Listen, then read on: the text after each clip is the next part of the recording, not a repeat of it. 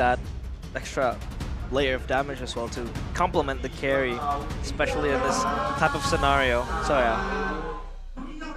Does Don want to take the Terizla away from him? Or they could just go for a mid laner here. They could deny a few picks away from BTR. RQ, I think Faramis would be a pretty, actually, Tamas! Want to force more fights. Wow.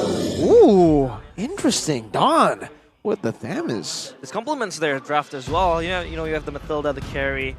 The Tamas, of course, you could constantly fight. You have that, engage and disengage if needs be. But so far, for Bigetron, you have to respond with something that can disengage and appeal to the carries later on. They have the Angela though. They have that extra layer of sustain, extra layer of sustainability. If the team fights does prolong to the situations where the Tamus gets really, really crazy and the carry just dishes out the damage that is not bearable for Bigetron. Do they want to go for a pack? I don't know. Does this mean that with the Thamus pick, you can't really pick DPS marksman for the side of Bigetron? Wait. Oh, Ixia. Oh, it's still DPS.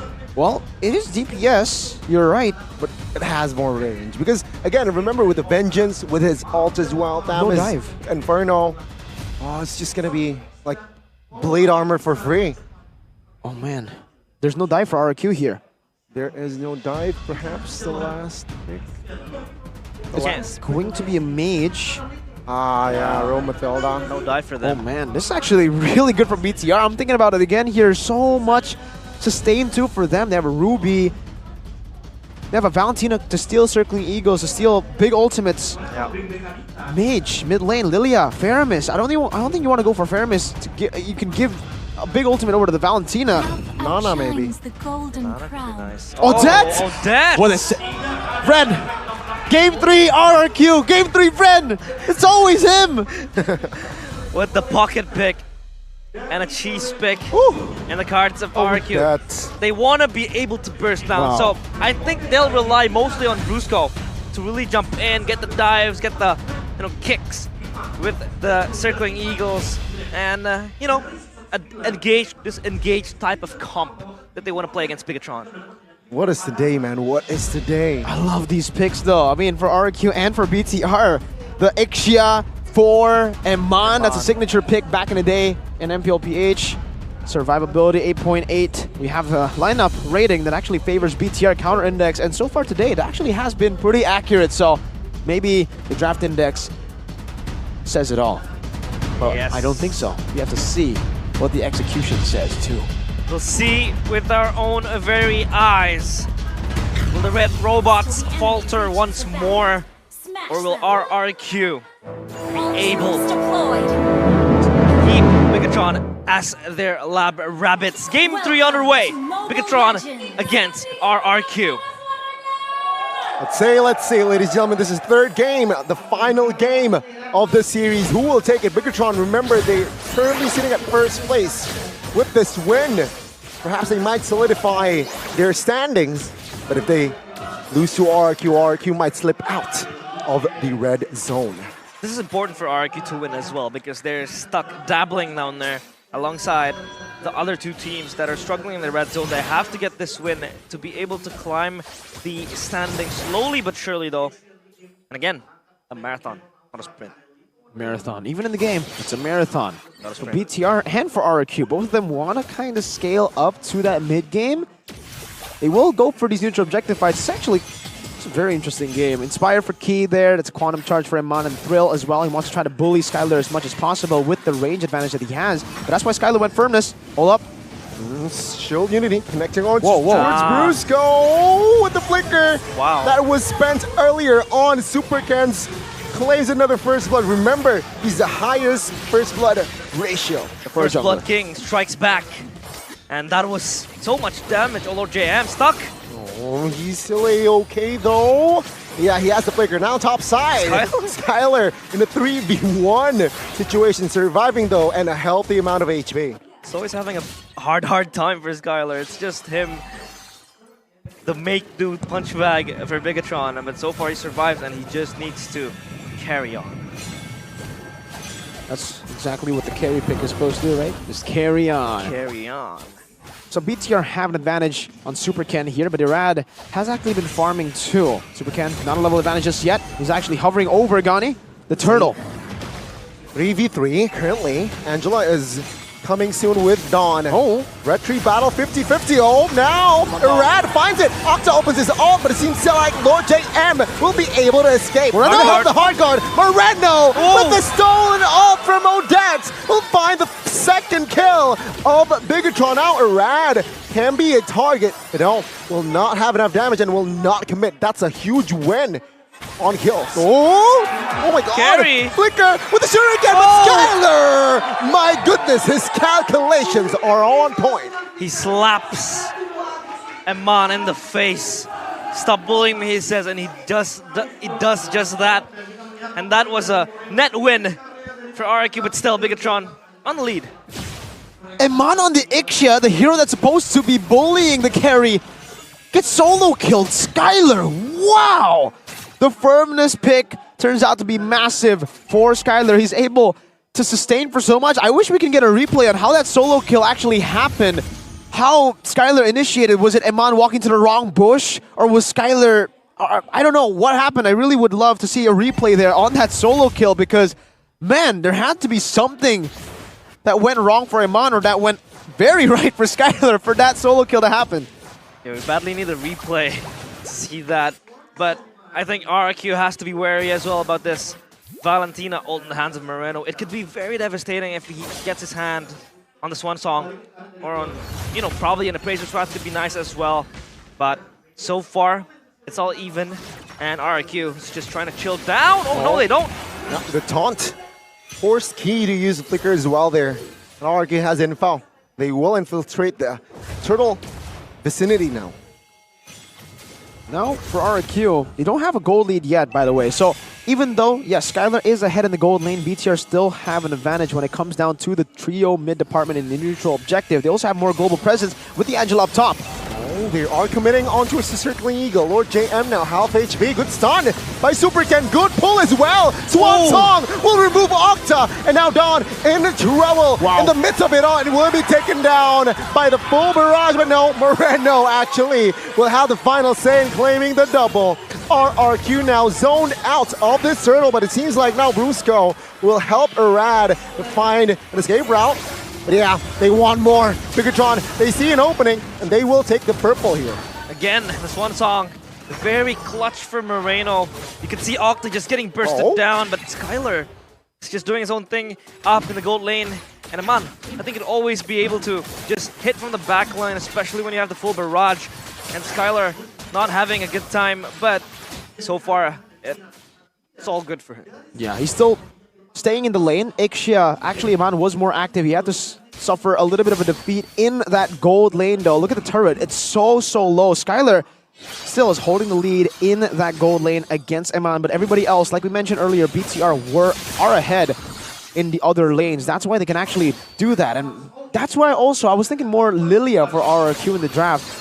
The Odette, though flashy and cool, and a very signature Ren pick, it is a big ultimate that BTR can steal, and they have been able to steal it twice, winning them the team fight twice. It's been utilized in a very, very good way, giving them that extra punch, especially when the XC is not online. Going all in on towards Ski this time, has no flicker. Well, has the flicker, but will not use it, and will be punished topside. Good reaction from RRQ, just spending more members, trying to push out, make this game uncomfortable for Eman. And I think RRQ is just trying to slowly creep in and get their items, get their laners online, get their power spikes going on. But again, you have to be wary of Moreno. They're still playing for Skylar a lot. They have corrosion sights. He's actually 500 gold up now compared to the Ixia. So he will have the golden staff first over the DHS for the Ixia, but they're actually not too far apart from each other. Only 600 gold. Not any game changer, just a significant advantage. And Angela will actually be the one who gets sent up top to clear out the waves against Skylar. Not too sure about this because Skylar can really ignore Key. Goes in, has the brace, but actually does that much damage with one combo. Eman. See? Stuck. Hard guard committed as well, but the damage now. Amon will not survive. The Swan Song will be there, but Paul will not be able to terrify. Moreno finding the count play, perhaps. Octa taken out. Brusco on the backside looking for a reinforcement, but on the other side of the map, it's Skylar solo killed by Super Ken. So much going on in the 3 lanes. You saw again the Swan Song being stolen, and that was the saving grace for Bigetron to get out of that terrible ordeal. But then you saw Skylar getting 1v1 by Super Ken with a Baxia. So now it's just a swing on both sides. Oh, I don't think they should commit, but Princess Wrath will be triggered. And Moreno will be A-OK for now. 8 minutes in. It's a very healthy lead here that Bigetron has built. Oh, Super Ken now top side. Hovered by the hard guard, but no, it will not be committed. Not yet. BTR are still holding on to the gold lead, by the way, despite Amon being 0-2. Moreno and Super Ken, like you mentioned, have been really, really good. Super Ken's been able to find these angles. Hold up, Key getting engaged on, has that flicker, so he will be able to get out to safety. Lord JM actually picks up a turret, and look at this maneuver. Oh, Ash towards Brusco, but of course, RQ does not want to fight just yet. They're trying to wait out, especially when Bigetron having all their laners ready to keep on fighting Super Ken with the Angela shielded behind him. Will always have a good time hitting in the front line. So the Exia could just play behind, play far back, especially when you have the range, when you have the full barrage. So Amon, it's going to be a safe and sound game for him. And Arad so far, not really getting the leads that he wants to. And Super Ken is just so oppressive, just rolling around, making space, creating space, and also taking space in these jungles. Hercule are playing so well with Skylar. Irad's constantly invading, overextending, but for a good reason, because they have the Mathilda. He can actually afford to overextend to give Skylar more space to pick up these turrets on a carry, mind you. He is sieging these turrets down on a very short-ranged MM, so he needs the space that RQ have been creating. Still, global presence now for BTR. They have an Angela up top that can constantly slow push, and for BTR, they can just play the long game around these neutral objectives. RQ are the ones who have to make a decision, but they don't have to completely rush it first. Now they respect the Angela. They have to stay decisive. How do they take this fight? Bottom lane slow push too. BTR have more control, and they will utilize it. Indeed, the Angela does not really need to participate in this little pokes, little skirmishes as well, because they always have that global presence. So far for Bigetron, they just have to wait for this engage to go on. Good knock up, good full barrage, but it seems like now with the Swan Song, final barrage will find its mark. It's a 1-for-1. Octa taken out his long side gone, and take a look at Bigetron. They move onwards. They want a rad, and they get the triple. Maniac. It's just a maniac now. Amon will not have the range, but Skylar will be left all alone as Bigetron, they show force in the mid game. They win that fight, and that was again so clutch from Moreno. And Man follows up through with the full barrage, and they set their eyes on the Lord. A disconnected team fight for RRQ. They had to make a decision there, to be fair. It was a forced error by BTR with a slow push up top already. They would have lost a turret, and BTR were very, very happy to play the long game. They decided to fight, but they did not have the right targets in mind. As much as Iman is behind, by the way, he died 2 times. I kept on looking back to the stage to see his gold, and he was only 200 to 100 gold behind of Skylar. So maybe for RQ, the miscalculation was they thought Iman would deal no damage. Turns out he is still very well farmed despite dying twice, and that was the miscalculation that turned the fight around for BTR. Iman dealing that much damage, RRQ targeting Lord JM of all people, who could sustain and could stay in front for a while, and then Moreno cleaning up with that Swan Song steal. The big ultimate that RRQ gave BTR on a silver platter with that pick into a Valentina. I couldn't agree more. I think Iman was underestimated, but he's still well farmed. Opens up the full barrage, and look at the pressure they can exert. Of course, 3 lanes all having prio up top, slow push coming in. The Lord trying to knock down the tier 2 turret now. So far for Bigetron, it's all looking so smooth and swimmingly for them. RRQ, they need a moment, and so far Dawn of the Tamas hasn't really been able to really just be a disruption in the side lanes, jumping to the back line, just dishing out the damage needed to be able to win them the fights. We have to talk about the elephant in the room, man. Moreno is completely gapping Octa in this mid lane the whole game. Super Kid's walking them down. Oh, Puissance now. Oh, certainly Eagle on towards the backside, connecting on towards Lord JM. But Amon with the final barrage, finding, helping, assisting. Moreno finds a double. And now let's see Bigetron, who will find 3 bodies. Oh, Moreno! Perhaps more! More of Moreno, who finds also the double kill.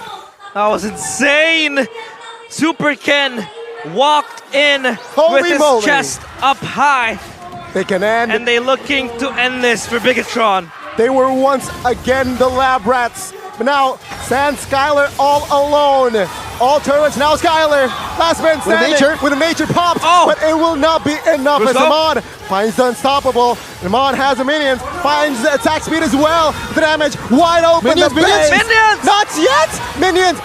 Full barrage opened up and finds a monster, but it seems like Octa with the Swan Song will not be able to defend the base. It will be another wiped out. And Bigetron Alpha, they find the 3rd game. The red robots rebooted. They are no longer to be experimented on. They are no longer the lab rabbits. Hey. They are the kings. And Starlest in the building, a proud CEO. Bigetron take this monumental win as they cement themselves up in the standings.